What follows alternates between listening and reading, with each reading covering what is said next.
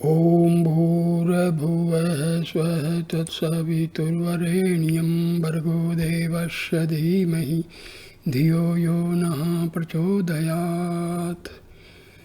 ओम शांति शांति शांति।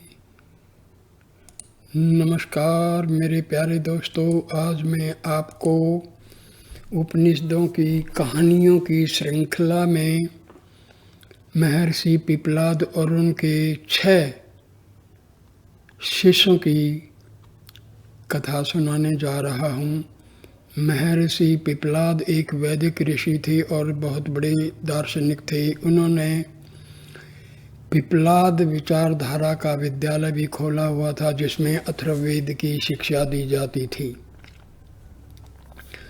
उनके पिता महर्षि दधीची थे, जिन्होंने अपने प्राणों की बलि देवताओं को बचाने के लिए दी थी और अपने पति की मृत्यु के बाद उनकी पत्नी सुवर्चा ने भी अपना जीवन बलिदान कर दिया था। और फिर पिपलाद को उनकी बुआ दधिमती ने पाला था।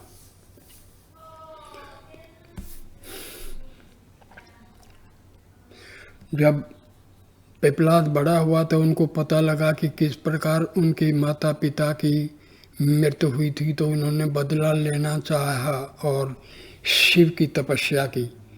और उन्होंने शिव से एक ऐसा राक्षस मांगा जो देवताओं को समाप्त कर सके। लेकिन सभी देवता शिव जी के पास गए और अपनी सुरक्षा के लिए याचना की।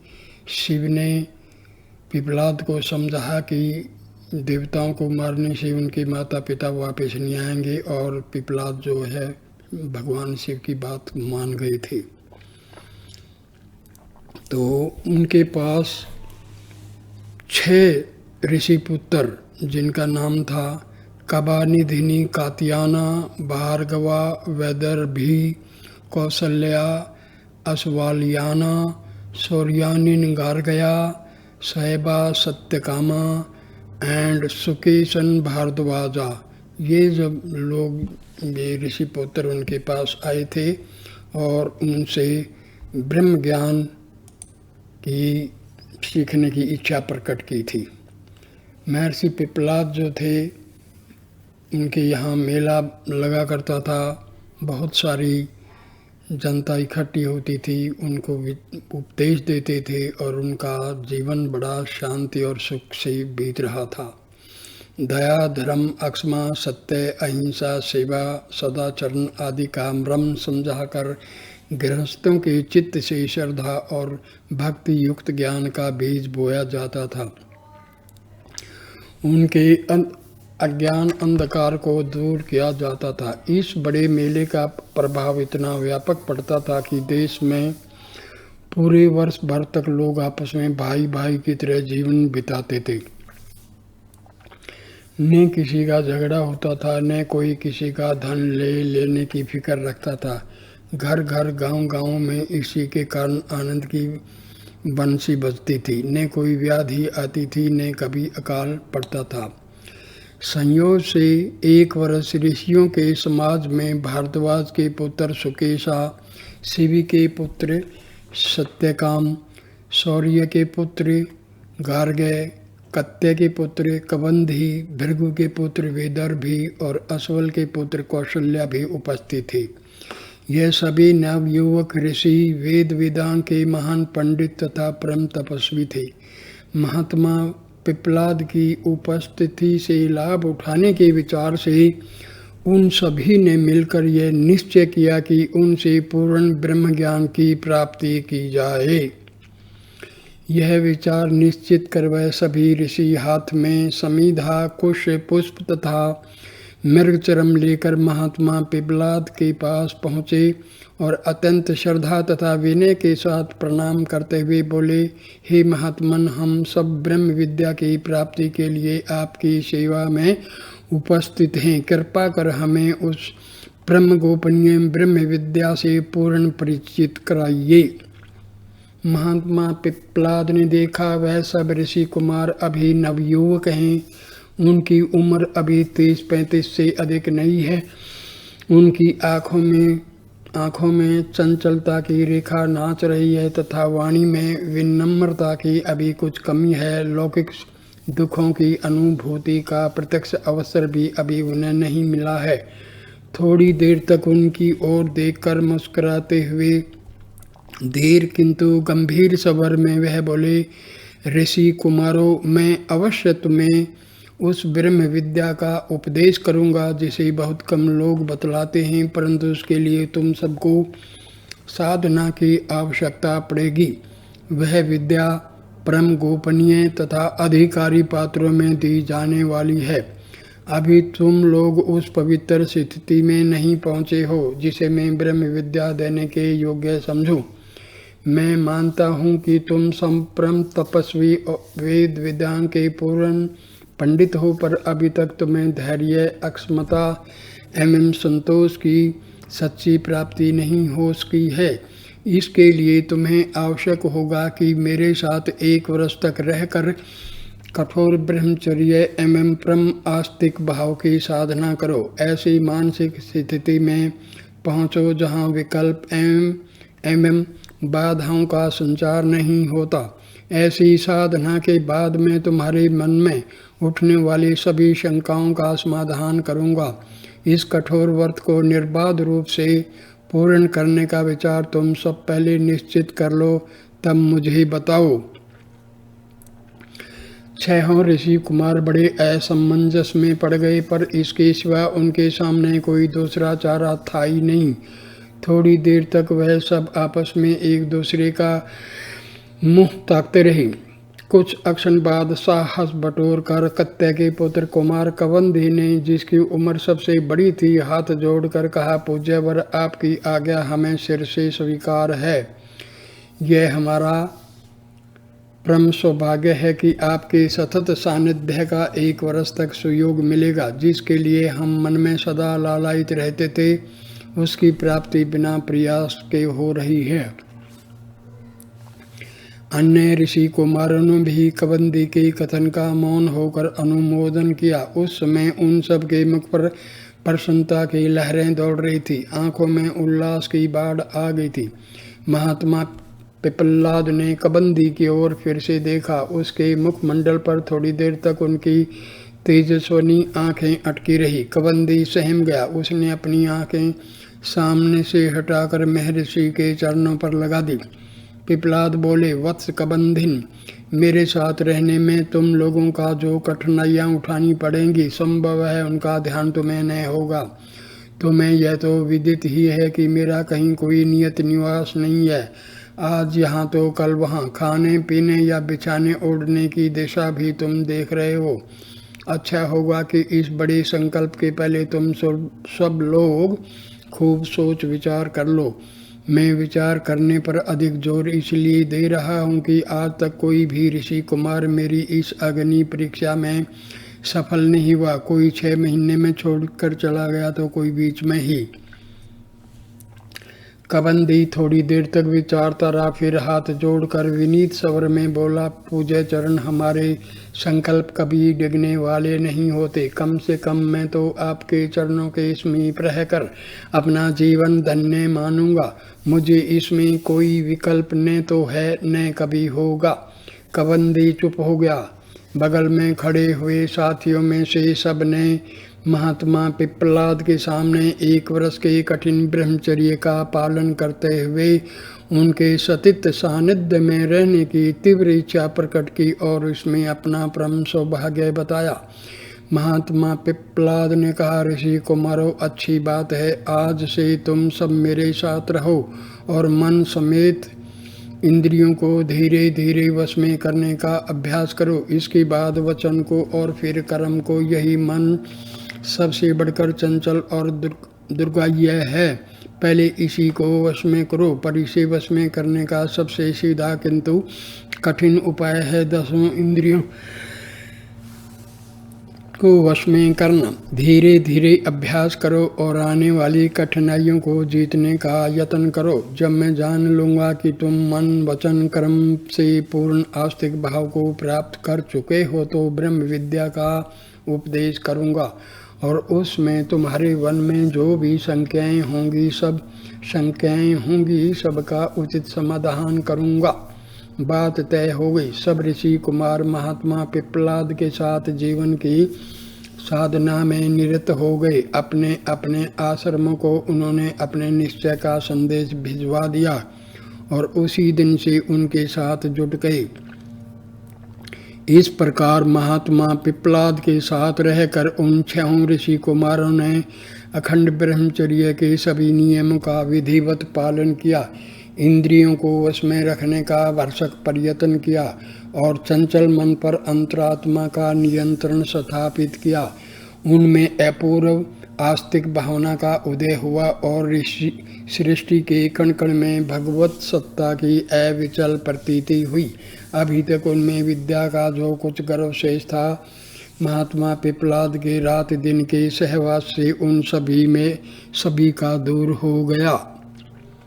एक दिन प्रातःकाल संध्या पूजा से छुटकारा पाकर महात्मा पिप्पलाद ने अपने सबसे बड़े शिष्य कबंदी को अपने समीप बुलाया और बैठने का इशारा कर पूछा, वत्स, तुम लोगों को मेरे साथ रहते हुए 1 वर्ष से अधिक बीत गया। जहाँ तक मैं जानता हूँ तुम सभी ब्रह्मचर्य के नियमों का विधि पूर्वक पालन करते रहे। मैं जानना चाहता हूँ कि तुम सब में कुछ संतोष का उदय भी हुआ है या अभी नहीं, क्योंकि संतोष ही मन समेत इंद्रियों के सब वश होने का मुख्य लक्षण है। कबंदी विनीत स्वर में हाथ जोड़कर बोला, पूज्य गुरुदेव, हमें जो कुछ प्राप्ति हुई है व जो कुछ साधना हम कर सके हैं वह सब आपकी संगति का फल है। अब हमें नेत्र, कान, आँख, नाक, त्वक आदि इंद्रियों के कारण कभी विक्षोभ नहीं होता। मन में उठने वाली संशय की लहरियों से अब हमें परेशानी भी नहीं उठानी पड़ती। आपके समीप रहने का ही यह महान फल है, क्योंकि पहले तो ऐसा कभी नहीं अनुभव होता था। महात्मा पिप्पलाद कबंदी की बातों से कुछ गंभीर बन गए और थोड़ी देर तक निर्निमेष नेत्रों से उसकी ओर निरखते रहे। उधर कबंदी की तेजस्वी आंखें गुरु के पदनख पर टिकी थी और उसके मन का उल्लास मुखमंडल पर नाच रहा था। पिप्पलाद ने कहा, वत्स, मैं अब तुम्हें ब्रह्म विद्या का पूर्ण अधिकारी मानता हूँ। तुम्हें जो कुछ पूछना हो मुझसे पूछ सकते हो। कबंदी कृतार्थ हो गया। उसकी साधना की सफलता पर गुरु की मोहर लग गई। वीतराग महात्मा पिप्पलाद की इस उद्घोषणा ने उसके रोम रोम को अनुग्रहित बना लिया। उसने उठकर उनके चरणों पर अपना मस्तक रख दिया। उसकी आंखों में कृतज्ञता के बिंदु छलछला आए। पिप्पलाद ने कबंदी की पीठ पर अपना दाहिना हाथ फेरते हुए फिर कहा, वत्स, तुम्हारी साधना पर मैं संतुष्ट हूँ। तुम जो कुछ पूछना चाहो मुझसे पूछ सकते हो।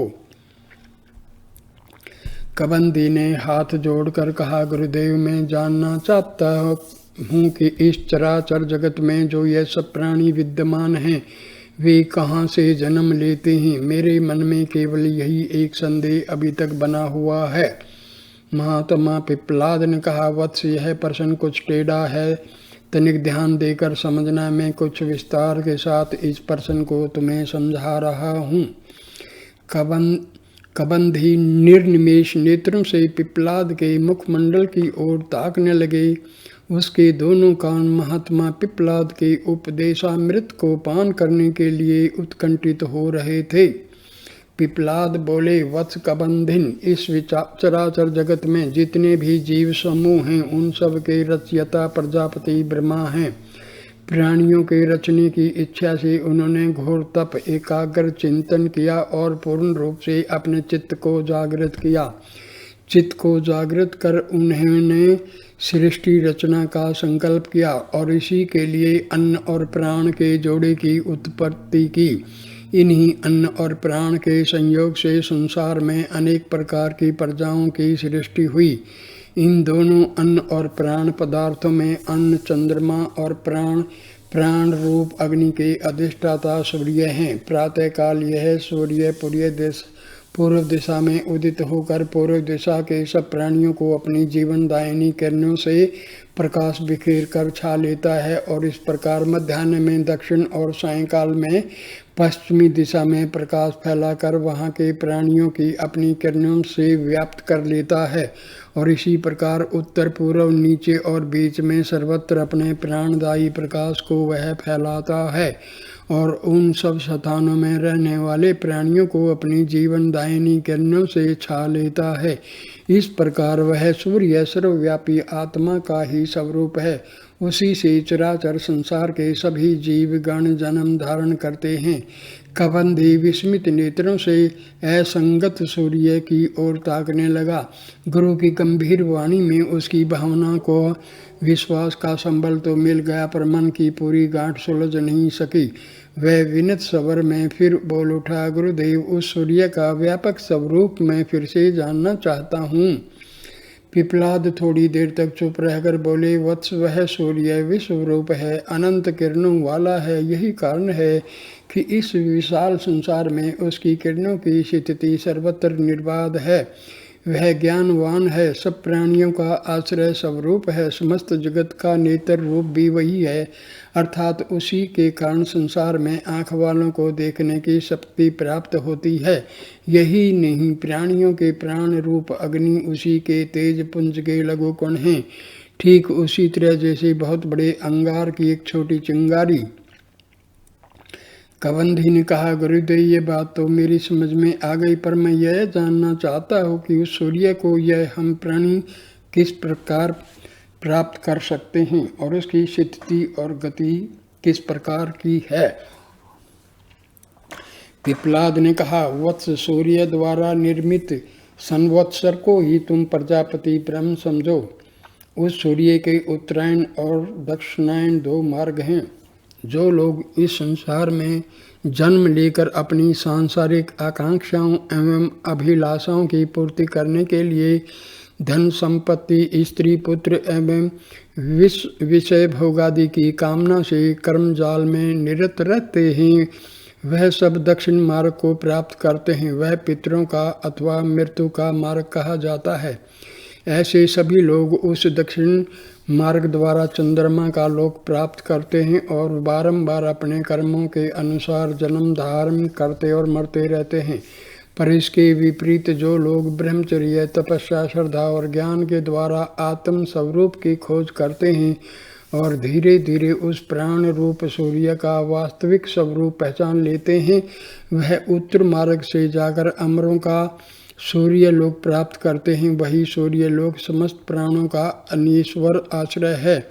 जो लोग एक बार इसे प्राप्त कर लेते हैं वह फिर कभी लौटकर यहाँ नहीं आते। यह सूर्य प्राणियों के जन्म मरण के चक्कर को अवरोध करता है, इसीलिए उसे निरोध भी कुछ लोग कहते हैं।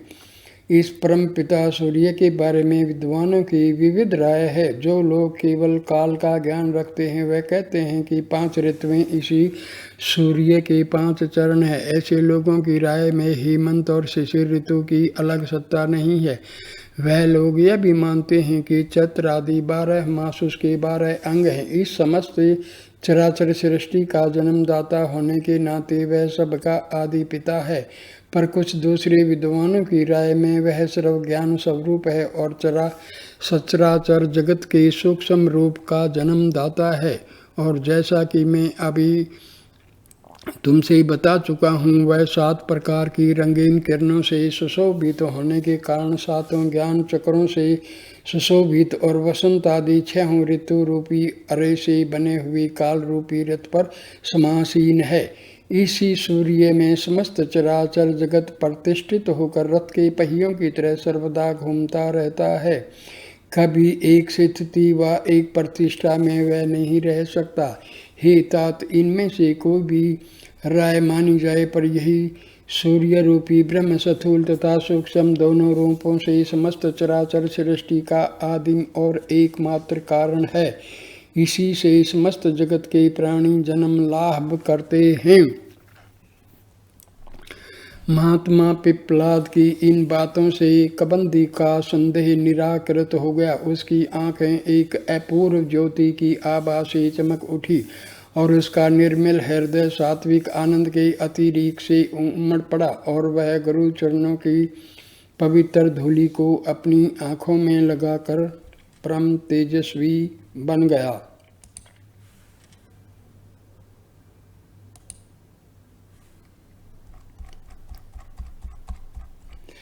कबंदी के इस प्रकार प्रसन्नचित्त होकर पहुंचने पर उसके साथियों में प्रसन्नता की लहर दौड़ गई। दूसरे दिन प्रातः काल महात्मा पिपलाद ने भृगु गोत्रीय विदर्भ के पुत्र वैदर्भी को बुलाया और उसे भी सामने बैठने का निर्देश करते हुए कहा, वत्स वैदर्भी, मैं जानना चाहता हूँ कि तुम्हारी मानसिक व्याधियाँ दूर हुई या अभी नहीं। वैदर्भी ने विनम्र भाव से हाथ जोड़कर कहा, पूज्य गुरुदेव, इस संसार में ऐसा अभागा प्राणी कौन होगा जो इतने दिनों तक आपके चरणों के समीप रहकर भी मानसिक व्याधियों का शिकार बने। मेरा मन अब इंद्रियों को साथ लेकर पहले की तरह मुझे परेशान नहीं करता, उस पर बुद्धि का पूर्ण नियंत्रण है।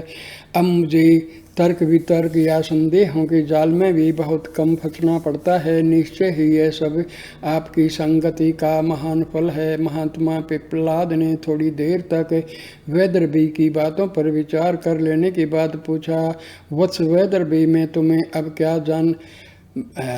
अब क्या जानना शेष है। तुम्हारे मन में जो कुछ संशय व वितर्क हो उसे मुझसे दूर कर सकते हैं। वैदर्भी बोला, पूज्य गुरुदेव, मैं जानना चाहता हूँ कि पृथ्वी, जल, आकाश, अग्नि और वायु, ये 5 महाभूत, नेत्र आदि 5 ज्ञानेन्द्रियाँ, वाणी आदि 5 कर्मेंद्रियाँ तथा मन और प्राणी, सब तत्वों के कितने देवता हैं जो प्राणी के शरीर को धारण करते हैं। उन समस्त देवताओं में से कौन कौन से इसे प्रकाशित करते हैं और उनमें श्रेष्ठ कौन है। वैदर्भी के प्रश्न को सुनकर महात्मा पिपलाद मुस्कुराए और थोड़ी देर तक चुप रहने के बाद बोले, वत्स, यह सब देवता पृथ्वी, जल, आकाश, अग्नि, वायु, वाणी, मन, नेत्र और श्रोत्र आदि कान हैं। यह सभी मिलकर प्राणी के शरीर को धारण करते हैं। सब परस्पर के सहयोग से ही इसे प्रकाशित करते हैं और इनमें श्रेष्ठ प्राण है। इस प्रसंग में मैं तुझे एक आख्यायिका बतला रहा हूँ जो बड़ी मनोरंजक है। एक बार इन सभी इंद्रियों में परस्पर बड़ा झगड़ा उठ खड़ा हुआ कि सबसे बड़ी कौन इंद्रिय है। सब अपने अपने को बड़ी और दूसरी को छोटी बतलाने लगी। आँख को अपनी शक्ति पर बड़ा नाज था। उसने अड़ते हुए कहा, तुम सब मेरे ही भरोसे पर अपना अपना काम करती हो। यदि मैं एक क्षण के लिए भी बैठ जाऊं तो सारा शरीर निकम्मा और व्यर्थ बन जाएगा। वाणी ने गर्ज कर नेत्र आदि सभी इंद्रियों को चुप रहने का आदेश देते हुए कहा कि मेरे बिना तो एक क्षण भी काम नहीं चल सकता। मैं आँख, कान आदि सभी इंद्रियों के अभाव में शरीर को धारण किए रह सकती हूँ। कान ने खड़े होकर वाणी को संबोधित कर कहा, वाणी रानी, तुम सब कुछ चिल्ला कर क्या कर सकती हो। यदि मैं तुम्हारी सहायता न करूं, मेरे बिना तुम सबका अस्तित्व खतरे से बाहर नहीं रहेगा। मन अभी तक सबकी बातें चुपचाप सुन रहा था। उसे इन अक्षत्र इंद्रियों की बातें अब और सुनना कठिन हो गया। अपनी सहज अकड़ से गंभीरता प्रकट करते हुए वह बोला, इंद्रियों, तुम सब तो मेरे वाहन स्वरूप हो। अपने इशारे पर जहाँ चाहूँ तुम्हें नचा सकता हूँ। तुम सब में अब इतना भ्रम फैल गया है कि मेरे सामने इस तरह की ऊल जलूल बातें तक कह रही हो। मेरा नियंत्रण यदि तुम सब पर से एक क्षण के लिए भी हट जाए तो तुम सब निकम्मी और बेकार बन जाती हो। नेत्र, तुम में जो सब कुछ देखने का गर्व समाया हुआ है वह दूसरा कुछ नहीं है, केवल मेरी इच्छा है। मैं यदि चुप रहूं तो तुम खुले रहकर भी कुछ नहीं पकड़ सकते। कान भाई, तुम तो नेत्र से भी गुजरे हो, देखते नहीं। जब सोते समय मैं तनिक देर के लिए विश्राम करने लगता हूँ तो तुम खुले रहकर भी कुछ नहीं ग्रहण कर सकते। वाणी रानी, मेरा सहयोग के बिना तो तुम्हारी कोई पूछ नहीं हो सकती। लोग तुम्हें पागलों का प्रलाप कहकर अपमानित कर देंगे। ठोकर मिलेगी। जो तुम्हें अपनी मृदुता और योग्यता का घमंड है सो वह भी मेरे ही सहयोग का फल है। मन ने इस तरह अपनी गंभीर मुद्रा से थोड़ी देर के लिए सभी इंद्रियों को चुप तो करा दिया, पर यह चुप्पी थोड़ी ही देर में फिर टूट गई। वाणी ने गरजते हुए फिर कहा, मन भाई, तुम्हारी क्या सत्ता है? तुम तो हम समूहों पर आश्रित हो। यदि हम सब तुम्हारी सहयोग करना छोड़ दें तो तुम एक क्षण भी अपना व्यापार नहीं चला सकते। मुझी को लो, यदि मैं तुम्हारा सहयोग करना छोड़ दूं तो बताओ कि तुम अपनी अभिलाषा किस तरह प्रकट कर सकते हो। अविवेकी की चंचल मन मान गया। वाणी की धाक उस पर सदा के लिए जम गई, पर इसका परिणाम यह हुआ कि वाणी ने सभी इंद्रियों को धता बताना शुरू किया। नेत्र, कान आदि शक्तिशाली इंद्रियां वाणी के विरोध में अपने तर्क पेश करती रही। झगड़ा बढ़ता गया और उग्र से उग्र तक बन गया। आखिरकार उन सबको पंचायत कराने की बात माननी पड़ी। सब मिलकर महान शक्तिशाली प्राणों के दरबार में गए। प्राण उनकी इस मूर्खता पर मुस्कुरा रहे थे। उन सब की फैसला करने की प्रार्थना सुनकर प्राण ने कहा, इंद्रिय वृंद, तो सब में जिसके न रहने से शरीर व्यर्थ हो जाए वही सबसे बड़ी है। मैं जानना चाहता हूँ कि तुम सब में कौन अपने को सबसे बड़ा मानता है। वाणी अपनी सहज अकड़ को अभी तक भूली तो थी नहीं। गरजते हुए बरस पड़ी, सब में मेरे न रहने पर इन सब की जो दुर्दशा होगी उसे आप स्वयं देखें। मैं 1 वर्ष के लिए इन्हें छोड़कर जा रही हूँ। इतने दिनों तक मेरे कारण जो आनंद उठाया है वह मेरे चले जाने पर मालूम हुआ। यह कहकर गर्व में भरी वाणी प्राण के दरबार से इंद्रियों को छोड़कर चली गई और सब की सब इंद्रियां मोक्ष शरीर में पूर्ववत कार्य संपादन करती रही। थोड़ी देर तक शरीर को कुछ असुविधा जरूर हुई, पर इतनी नहीं कि उसकी अस्तित्व खतरे में पड़े। धीरे धीरे वाणी के अभाव को शेष इंद्रियों ने प्राण और मन के संयोग से पूरा कर दिया और शरीर का सब व्यापार सुगमता से चलने लगा। 1 वर्ष बाद वाणी इस बड़ी आशा से भरी हुई शरीर में वापस आई कि चलते ही सब इंद्रियां उसका स्वागत करने दौड़ेंगी। विशेषकर मन तो उमड़ कर लिपट जाएगा, पर यहाँ तो कुछ दूसरा ही हाल था। उसने देखा कि चारों ओर सब इंद्रियां उस पर व्यंग कस रही थी। उसके वापस लौटने पर स्वागत की कौन कहे, किसी ने सीधी बात भी नहीं की। उसका गर्व तो गल कर नष्ट हो गया, पर उसकी निर्लज्जता अभी नहीं गई थी। बनावटी ढंग से मुस्कुराते हुए वह बोली, भाइयों, मेरे न रहने पर तुम सबकी खूब दुर्गति हुई होगी। मैं देख रही हूँ कि तुम सब बहुत निर्जीव और निश्चेष्ट बन गए हो। निश्चय ही मेरी अनुपस्थिति में तुम सब मृतक के समान हो गए हो। इंद्रियों ने समवेत स्वर में उत्तर दिया, वाणी बहन, तुम्हारे न रहने से हमें तनिक सी असुविधा पहले हुई अवश्य थी, किंतु मृतक होने का तो कोई प्रश्न ही नहीं रहा। थोड़े दिनों के बाद हम सब मिलकर तुम्हारा काम भी पूरा करने लगे। विशेषकर मन ने तो तुम्हारी सभी आवश्यकताओं की पूर्ति हम सब से करा ली। यदि तुम 2-4 वर्ष की कौन कहे 10-20 वर्ष भी न रहो तो शरीर का कोई अनिष्ट नहीं होने वाला है। इंद्रियों से यह बातें सुनकर वाणी की मुखरता और कृत्रिम मुस्कुराहट भी भीतर विलीन हो गई। वह निसंगी सी चुपचाप होकर अपने किए पर पछतावा करने लगी। अंत में महान शक्तिशाली प्राण ने कहा, इंद्रियों, तुम सब अज्ञान अंधकार में भटक रही हो। मिथ्या अभिमान में पड़कर तुम सब अपनी रही सही प्रतिष्ठा को नष्ट मत करो। मैं ही अपने को 5 भागों में बांटकर इस शरीर में सर्वत्र व्याप्त रहता हूँ। इन सारे शरीर का नख से लेकर शिख तक का धारण करने वाला अकेला मैं ही हूँ। प्राण की बात इंद्रियों को बड़ी अटपटी और अविश्वास के योग्य जची। विशेषकर मन और आँख को तो बड़ी ही झुंझलाहट हुई। प्राण को इंद्रियों के इस भीतरी अविश्वास का पता लग गया। उसने कहा, मैं अपनी बात की प्रतीति दिलाने के लिए शरीर से बाहर जा रहा हूँ, तुम सब मिलकर इसे धारण करो। ऐसा कहकर प्राण अपने समस्त रूपों के साथ शरीर से बाहर निकल गया। फिर तो इंद्रियां बहुत सचेष्ट होकर भी शरीर को तनिक देर के लिए संभाल नहीं सकी। मन की सारी इच्छाएं, आँख की सारी चेष्टा और कान आदि की सारी क्रियाएं निष्फल रही। प्राण के साथ ही उन सबका स्पंदन जाने कहाँ विलीन हो गया।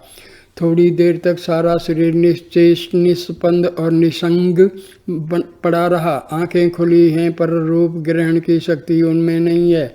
कान खड़े हैं पर समीप में होने वाले शब्द का उनसे कोई मतलब नहीं है। मुख पर मक्खियाँ भिन भिन आ रही हैं पर उन पर ने तो वाणी में निषेध करने की शक्ति है, अन्य हाथों में उठकर उन्हें उड़ाने की शक्ति है। इस प्रकार थोड़ी देर तक शरीर के पड़े रहने के बाद प्राण वापस चले आए। उनके प्रवेश करते ही सब इंद्रियां भी अपनापे को प्राप्त हुई। हाथ ने उठाकर मक्खियों को दूर किया, वाणी ने अपनी व्यथा को प्रकट करते हुए उफ का उच्चारण किया और मन ने अपनी इच्छा से शरीर को उठाकर पैरों पर खड़ा कर दिया। इस प्रकार इंद्रियों ने यह समझ लिया कि शरीर में सबसे प्रधान कौन है और किन का कितना महत्व है। वाणी ने तो अपनी भूल स्वीकार प्राणों की विशेष विनती की। वाणी ने तो अपनी भूल स्वीकार कर प्राणों की विशेष विनती की। हे वत्स, इस प्रकार इस निखिल ब्रह्मांड में प्राण ही एकमात्र सर्वशक्तिमान है। यही प्राण अग्नि रूप से प्रज्वलित होता है, सूर्य रूप से समस्त जगत में प्रकाश फैलाता है, इंद्र रूप से प्रजा का पालन एवं असुरों का विनाश करता है, मेघ रूप से वृष्टि करके सारी प्रकृति को शांति देता है, 7 प्रकार के वायु रूप में सृष्टि चक्र को गतिमान बनाता है और चंद्रमा के रूप में समस्त अन्न एवं औषधियों को जीवन दान देकर स्निग्धता बरसाता है। इस विनाशी विश्व में सत्व असत, स्थूल व सूक्ष्म जो कुछ भी पदार्थ तुम देख रहे हो सबका एकमात्र कारण यही प्राण है। वही सबको धारण करता है, उसी का नाम अमृत व अविनाशी भी है, क्योंकि वह न तो कभी मरता है न कभी विनाश को प्राप्त होता है। हे तात, हाथ पैर नेत्र श्रोत्र आदि जो भी इंद्रिया ग्राम व शरीरस्थ देवता हैं वे सब उसी प्राण के अनुगामी हैं। जिस प्रकार मधु के छत्ते से मक्खियों की रानी उड़कर जब चली जाती है तब सब की सब मक्खियाँ भी उसी के पीछे उड़ जाती हैं और जब वह आकर बैठती है तब सब आकर बैठ जाती हैं।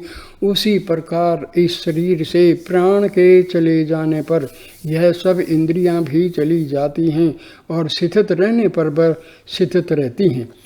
रथ के पहियों की नाभि धुरी में जिस तरह सब अरे आकर स्थिति पाते हैं उसी प्रकार इस प्राण में समस्त चराचर जगत स्थित है। संसार में स्थित स्थूल पदार्थिनी वर्ण ऋग्वेद यजुर्वेद सामवेद आदि भी जो ज्ञान की चर्चा की गई है वह सब भी इसी प्राण के आधार पर प्रतिष्ठित है। संसार में जो कुछ भी यज्ञ याग आदि एवं कर्म कांड के जाल बिछे हैं वह ब्राह्मण क्षत्रिय आदि का रूप धारण कर उन सब का करने वाला यह प्राण ही है। वत्स, अब मैं समझता हूँ कि तुम्हारे मन में शरीरस्थ देवताओं की स्थिति के बारे में जो संदेह रहा है वह दूर हो गया होगा। प्राणों की महत्ता के बारे में यदि तुम्हें अब भी कुछ संदेह बना हो तो मुझे पुनः पूछकर उसको दूर कर सकते हो।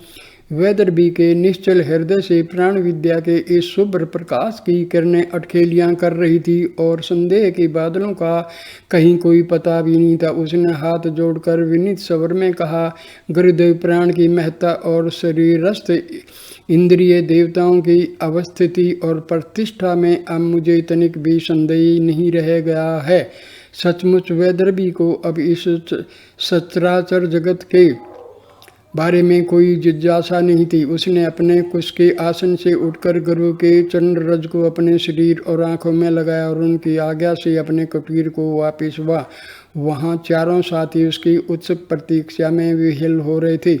वहाँ पहुंचकर उसने गुरु की बतलाई हुई प्राण विद्या का पूरा व्याख्यान अपने साथियों को सुनाया।